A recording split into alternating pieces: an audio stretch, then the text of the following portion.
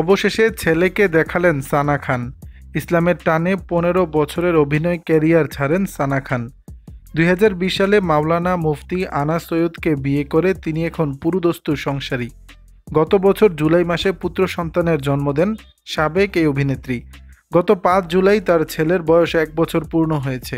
তারপরই অনুরাগীদের ছেলের মুখ দেখালেন সানা। স্বামী মুফতি আনা সৈয়দের সঙ্গে হজে গেছেন বলিউডের একসময়ের এই অভিনেত্রী।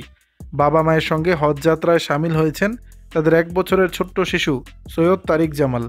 হজযাত্রা থেকে ছেলের কিছু মুহূর্ত সোশ্যাল মিডিয়ায় শেয়ার করেছেন সানা। ক্যাপশনে লিখেছেন, আমাদের ছোট্ট হাজি।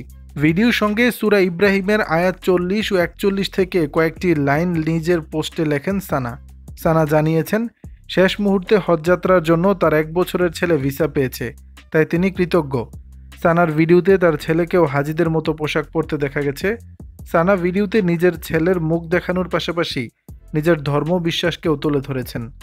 ২০২০ সালে অক্টোবরে সবাইকে চমকে দিয়ে বলিউডকে বিদায় জানিয়েছিলেন সানা খান। সোশ্যাল মিডিয়ায় তিনি নিজের সিদ্ধান্তের কথা ঘোষণা করেছিলেন নিজেই। কারণ হিসেবে জানান, তিনি নিজেকে ইসলামের কাছে সমর্পণ করতে চান। ১ মাসের মধ্যে গুজরাটের হিরে ব্যবসায়ী মুফতি আনাসের সঙ্গে বিয়ে সম্পন্ন করেন। বিয়ের পর নিজের নাম বদলে রাখেন সৈয়দ সানা খান। দর্শক, বিষয়টি নিয়ে আপনাদের মতামত জানাবেন নিচের কমেন্ট বক্সে।